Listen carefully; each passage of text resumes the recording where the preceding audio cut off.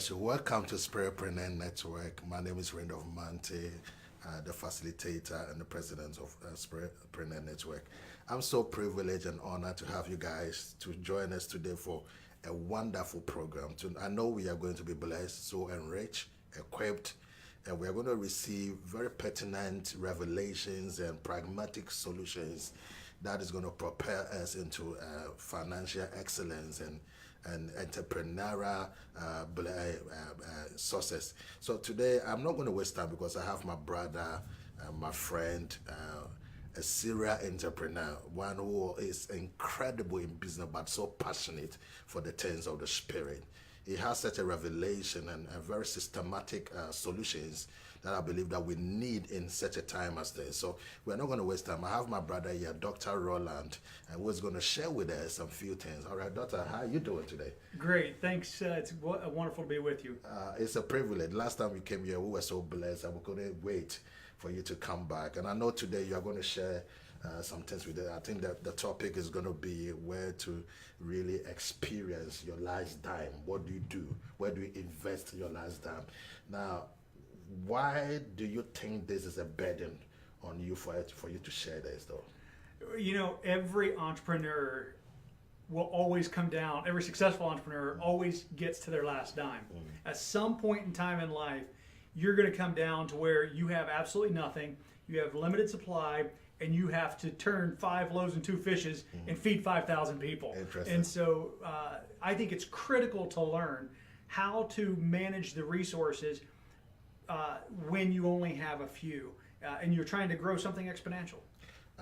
My concern is a lot of people have received good teachings, very pragmatic solutions, and it's really not work for them.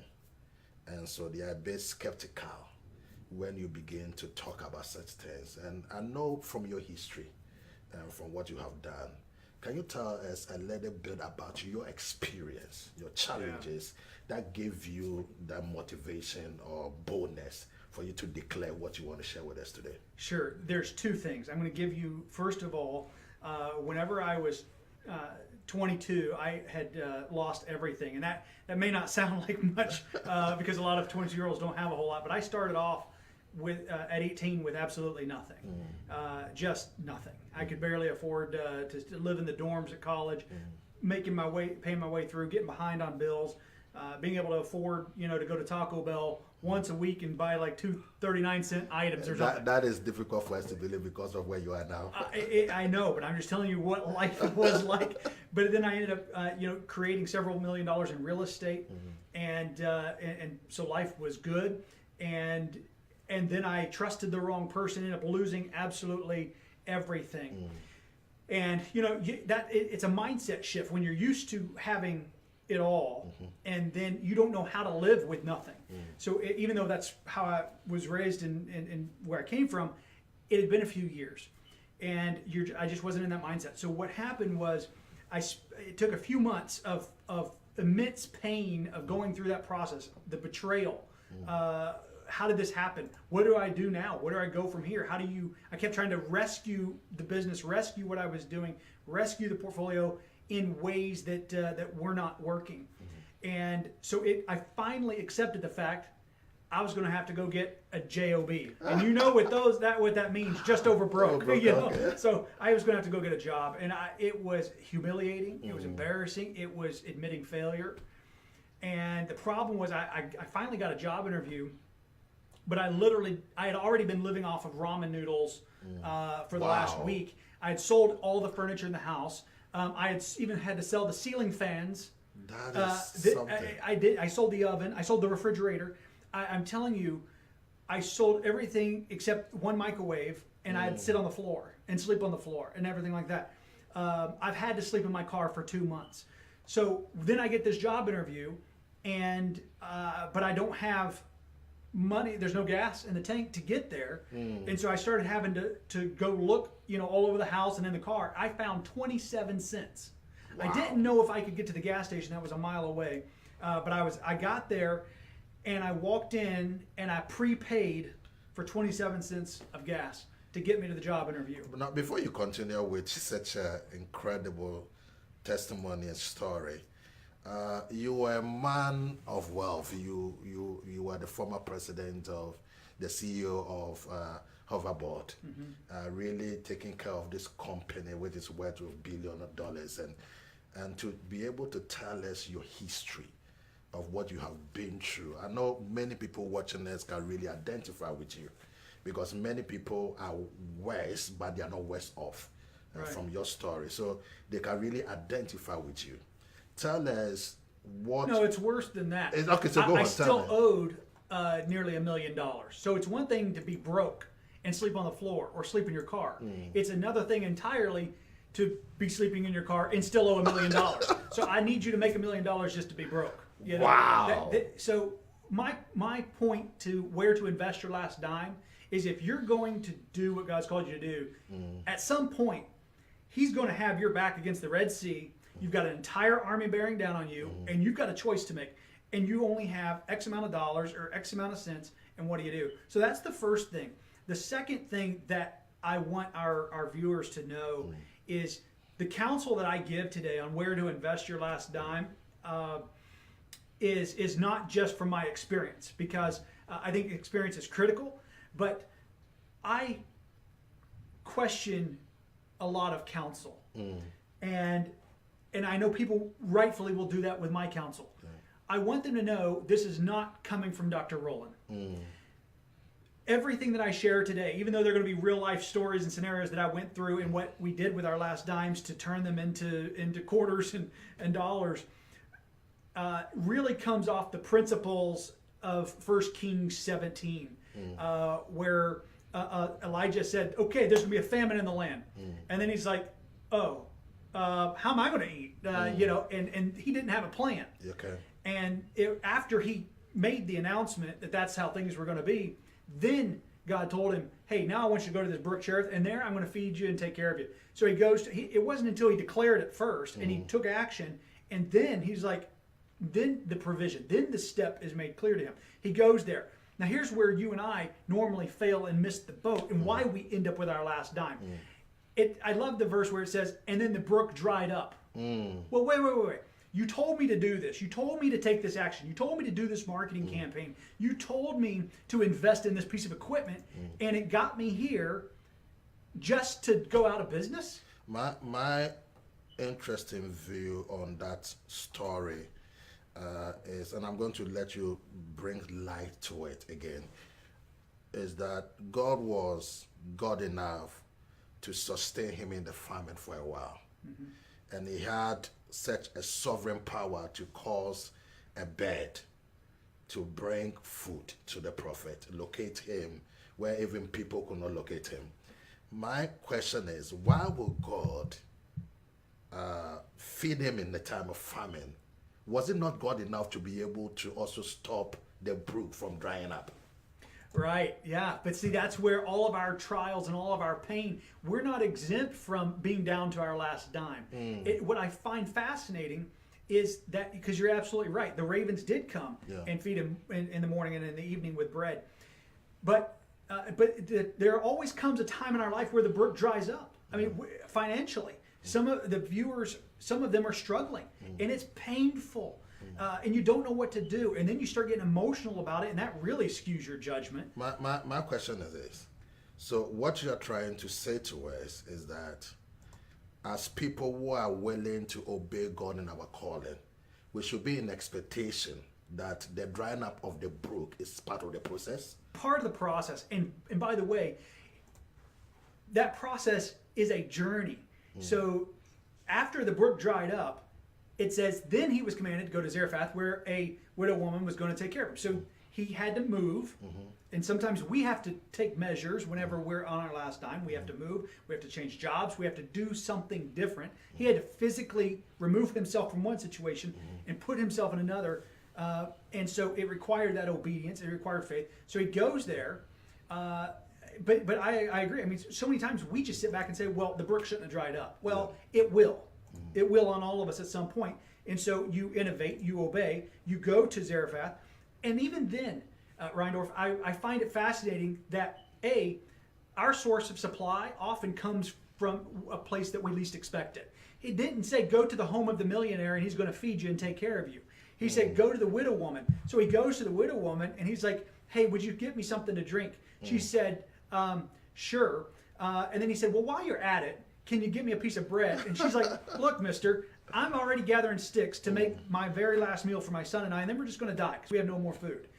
And then he has the faith and the audacity and actually just the obedience to say, okay, make my meal first.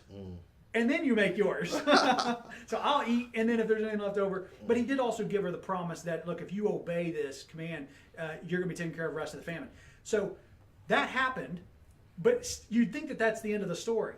But even then, after she saw God's provision in that scenario, it says, then her son got sick. And when her son got sick and he was about to die, she blamed Elijah. Like, this is your fault. I mean, I would be going, look, I just sustained you, through God. But I mean, because of my word and obedience, you had something to eat. You were about to die a couple of years ago during this famine, and now you're provided for, and now you're going to blame this on me. What did I do? So, from what you're saying, I know you are a kingdompreneur, somebody who is a serial entrepreneur. You are somebody who is able to translate spiritual principles into practical usage in the entrepreneurship field. So I want to ask you this. You are telling us that life process does not exempt us because we are called. That's one of the things you're saying. And then the other thing you are trying to let us understand right now, I'm trying to figure out, this prophet brought forth a miracle for this widow. She was sustained. She fed the prophet for a while. Now, after that, she went through a traumatic experience. So you are saying that the miracles is not completely going to sustain you throughout the journey? That's it. So let me bring it back to entrepreneurship and where people can invest their last time. What I want to do is lay a clear foundation that the counsel I give is not just because of my personal experience. It's because of actual biblical foundational principles that all I did was apply them in these scenarios that I'm going to share today. Look, I had my PhD long before I got it in school. I was poor, hungry, and desperate. Say that again. That's it. Well, a lot of people are struggling right now, and I think that that's the best school. Steve Jobs was asked how concerned he was about Bill Gates, and he's like, does Bill Gates keep you up at night? And Microsoft, he said, no. They said, who does? And he said, it's the kid in the garage, like I was, that's out innovating, and he doesn't have all the resources that I have. He's poor, hungry, and desperate. And when you are poor, hungry, and desperate, yes, you actually become quite creative and quite innovative, or it absolutely smothers you and crushes you. My concern is a lot of people are tired of being tired of good preaching. Yeah.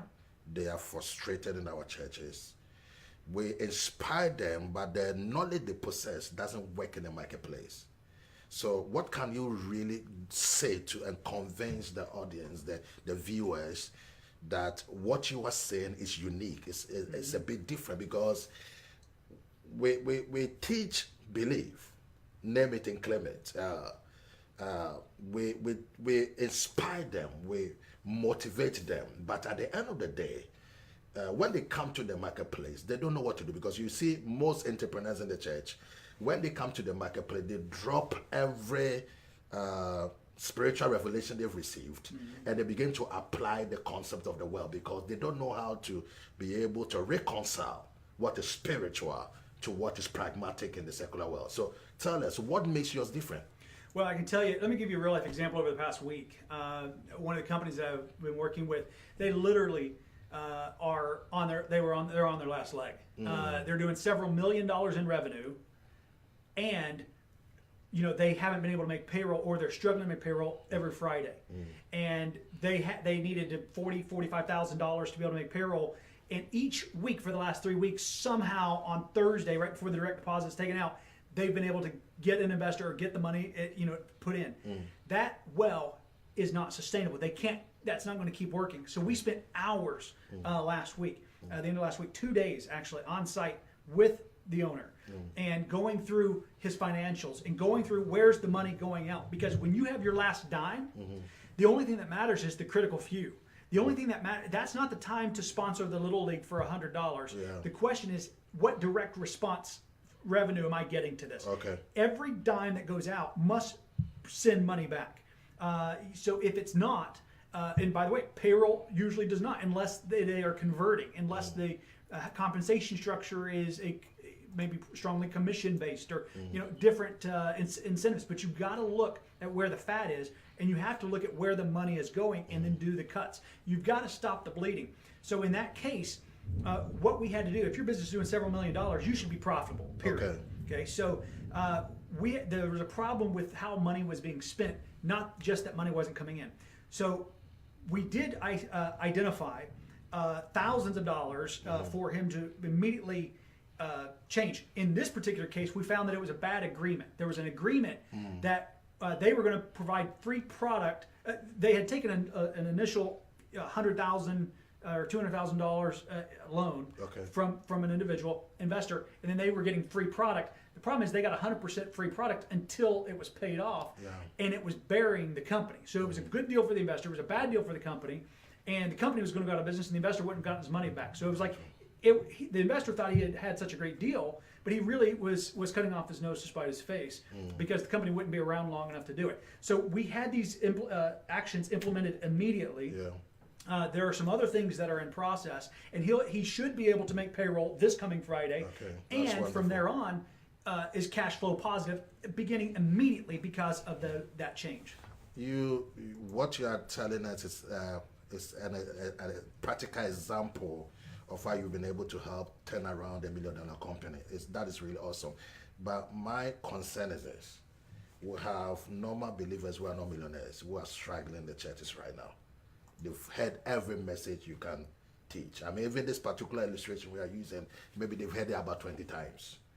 What makes you confident? What are you going to tell them that, listen, not only do I have the revelation or maybe the entrepreneurial concepts, because you are telling us a life story right now, you want to bring those together, reconcile both, so that you can really give them the tools. Because I want everybody watching us today to say that today is the day when they heard Rollan speak was the turning point of their life.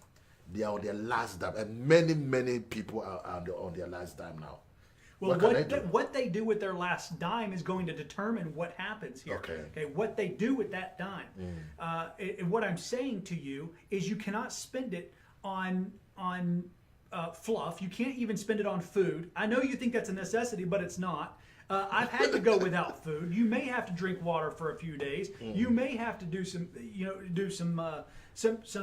Most people that are on their last dime are not willing to do what it takes as to grow that, because they will spend it.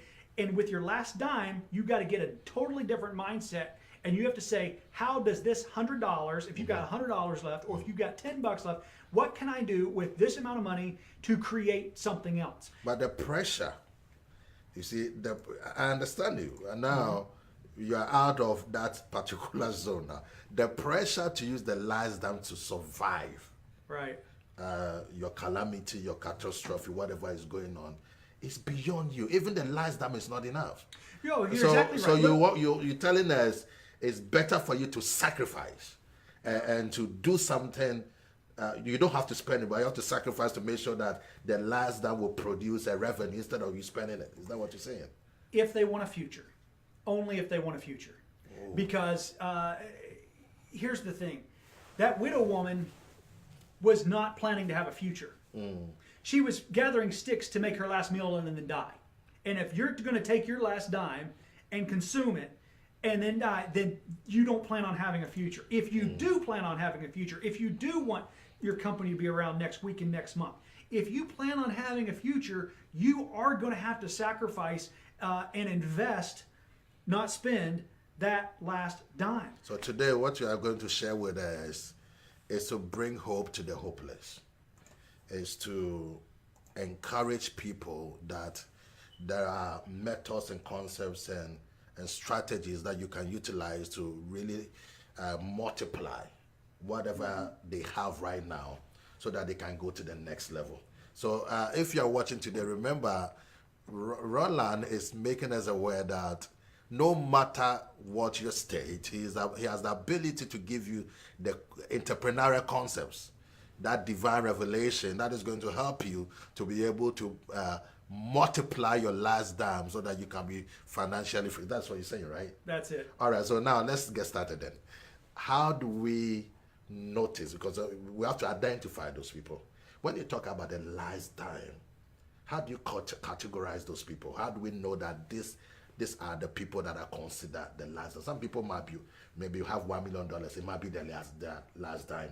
Some people might be able to pay their rent, and maybe they cannot pay their car bills. Right. So when you talk about the last dime, what kind of people are you talking about? Well, let's walk through some of those different scenarios. Okay. And quite frankly, if they want to engage and send emails or message to us, I'll answer any of their questions live on air as well. But let's just start with somebody that literally has. Here's the thing: your last dime is relative to you, because if you owe $3 million tomorrow and you have $1 million, you're done, right? You're done unless something happens. You're done. And so it doesn't matter if you owe $1,000 for rent and you have $800 in the bank, and so you can't even pay rent or any of the other bills, and you've got to decide: do I use this to feed my family for the next month, or do I pay the rent, or pay partial, or pay some of that? And there's a lot of practical things here. There are some bills that you can pay partial, and it will sustain. Well, it'll alleviate some of the pressure, and they'll let you pay over time. Okay. There are other bills that they'll cut your phone off, or they'll cut the utilities off, or they'll cut this off or that off. They'll evict you. There's different pathways on how long you can float different things. And I'm telling you, you've got to become an expert at floating. And by the way, in business, this is called cash flow management. I mean, you have to know. That's why companies seek terms. That's why there's 30-day terms, 45, 60, sometimes even on the high end, 90-day terms. I think you are trying to teach us how to be able to sacrifice something for today to sustain our future. But before I want to ask this question. If they are evicting you, and you have an amount of money with you right now, and you can use that money to create a cash flow, a dividend coming in, you're telling me that it's better for you to sleep in the car outside, and create that revenue instead of using that money to pay the rent and keep yourself in that cycle. Is that what you're saying? Assuming that the reason that got you there is not corrected. So, for example, if you lost your job, or you lost your source of income, and then you have this last little bit of money, and you either pay the rent, which buys you another month, or you are in your car or a storage unit or sleeping on a friend's couch. If you don't have any other opportunity for income within that month, if nothing's going to change, if you don't see anything, or if you're just hoping to get a job that's not very likely, then I would absolutely say you need to make that change and get out of there. Preserve the cash. The way I heard it growing up was keep your powder dry. You're going to need it. Save it for the right time. So, if, however, you do have prospects, if it was a short-term cash flow need, an issue that created the situation that you're on your last dime, so i.e. the situation is temporary, then I would feel comfortable using that money to pay the rent, knowing that this and this is going to happen and should happen, and there are things you can do to help contribute to that happening over the next few weeks to get you out of that situation. You are really bringing a new perspective, a new dimension of practical things we have to do to really pull ourselves by the bootstrap to the next level. We are going to take a break in a minute, but before we do that, I want every one of you watching, Rollan is ready to answer all your questions. So if you have any question, please put it in the comment box. It's going to take its time. We're on Facebook Live right now. He's going to take his time to ask you to answer all the questions that is on your heart. So please, let's try to draw everything out of him today. So please put in your question. And if you have any comment, if you have any questions, whatever is on your heart. Now, this man is a serial entrepreneur, a millionaire, a former CEO of Hoverboard, a billion-dollar company. So I want you to really ask questions so that we can pull everything out of him right now. We're going to take a few minute break. We'll come right back and continue.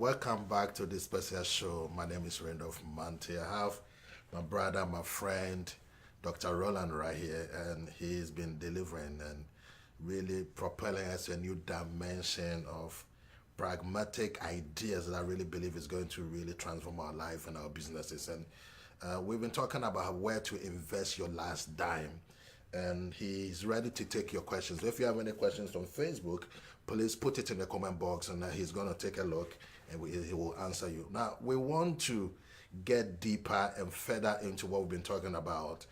He has really identified those category of people that we can consider at their last dime. And I know many believers are in that category. We want to find out ways and means to be able to translate that small, that little, the few that you have to a next dimension of financial increase, that dividend in your business. So I'm going to ask him this question. So let's go. Dr. Rollan, we have identified those who are at their last dime. Mm-hmm. Right now, what is the first thing they have to do? They know they are at their last dime because many people are doing JOB, just over broke. They get the money, they spend it. They don't have enough to sustain them for the next week. Most of them are at their last dime. What can you say to them to really put them on that place to get started on what you're trying to show us today? Well, the first thing is if the ones that have a job, okay, and they're just falling short every week and every month, and there's more month than money, and there's more bills than income. There's only two ways, just like in a company, to address this. Number one is to change, look at where every dime that's going out, and something's going to stop getting paid. Something's going to change. You've got to make that change. The second thing is we need to look at what fundamentally needs to change with you, because something got you here. Okay. The first step, I have a video on 3 things to do when you hit rock bottom. The very first thing is to cleanse, not to even invest. The first thing you do is to cleanse, because you've got to know what to change. Okay. Until you take an inventory, you don't know. In fact, what you think you should be changing probably isn't what you need to change. If it was, you would have already done it. So the change you've got to start with the cleanse. And the cleanse may be with debt. It may be with associations. It may be with people, social media. Those are the different areas. Relationships, debt are the different areas where most people need to do a cleanse when they're on their last dime, because it's some kind of influence that has gotten them there. It's more than keeping up with the Joneses and things like that. It's more than that. But if you have if you don't have enough money to pay the bills, then the 2 things I want to do is I want to change your spending immediately, like immediately. Even if we have to cut up cards, even if we have whatever we have to do to help the person stop. Sometimes it's a friend that they want to keep helping, or there's an emotional connection with one of the bills that they should have stopped paying a long time ago and they don't, but it's not critical to their survival. And then the second thing is we have to figure out how to change and increase their income.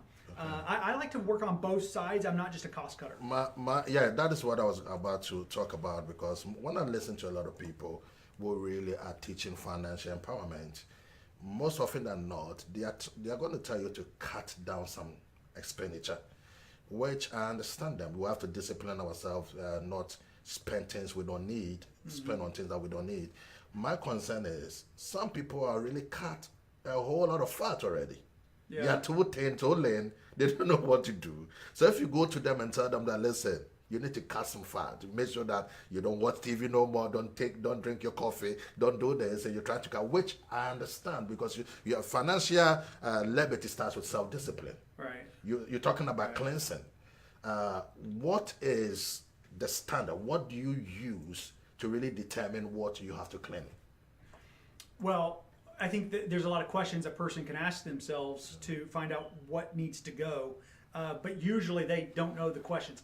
The wrong questions are going to give you the wrong answers. The right questions are going to give you the right answers. I know someone right now that's in absolutely a disastrous state, and they keep asking themselves the wrong question, and all the people around them only ask the wrong questions that keep giving them the wrong answers, that keep them in this perpetual state of utter disaster. So in that case, that person is destined to stay in that position until they start getting different input. And unless they give that authority for someone to speak into their life, nothing's going to change. But one of the things that you said, I couldn't help but smile. Fat is also very relative because you can say, well, I'm already living very lean, financially lean. But compared to what? Or compared to who? Yeah. Compared to how you used to live, or compared to the person on the street? Okay. So lean is relative as well. But I do want to address fixing the income problem because personally, I prefer to focus on income. That is what I was trying to focus on too. Yeah. Well, the problem with that is you can't get the cart before the horse. I want to see the extreme discipline immediately because we have to stop the bleeding today. Okay. If we're going to generate revenue, we probably aren't going to be able to generate it until tomorrow or Friday or next week. Yeah, it's going to take a while. There's a ramp up period. But what I can do today is stop the bleeding. Okay. Like I can literally make you not spend a dime out of your account. If you have $50 left, we can make it to where you have $50 tomorrow. So don't go spend a dime trying to really waste it on things that is unnecessary. That's what we're saying. Right, because you don't know what's necessary or unnecessary right now. Okay. If you are down to that point, let me tell you, friend, you're not thinking straight. I promise you, if you are on your last dime, the pressure is so great that your emotions are making the decisions. Your emotions are guiding your actions, not wisdom. It's so interesting because I've noticed a scenario here. When you are hungry and they tell you that don't eat, that is where you feel like you need to eat. All right. So anytime you are trying to put the discipline of restraint on people, there is an inward resistance that is going to tell you that, listen, that is exactly what you want. You might not even be watching the TV, but the day will come and will tell you that, listen, don't spend the money on the cable that you are not watching. That's when you're going to start feeling the pain. So what is the encouragement you can give to them? Can you tell them, project to the future and tell them a little bit, because you see, you cannot discipline yourself until you can, for this to happen, until you can have a hope, a promise of something that is going to be beneficial to you in the future. So can you tell them what is the promise that can sustain them in their self-discipline right now? Yeah, well, the promise is that you won't be where you are today. I remember when I told you about I had to scrounge up 27 cents to be able to put in the gas tank to get to a job interview. I remember it was my very last day at the lake house. I was having to move, obviously, lost the house, that particular home. And I went out to the bench by the lake, and I'm distraught and owed all this money and was considering just giving up.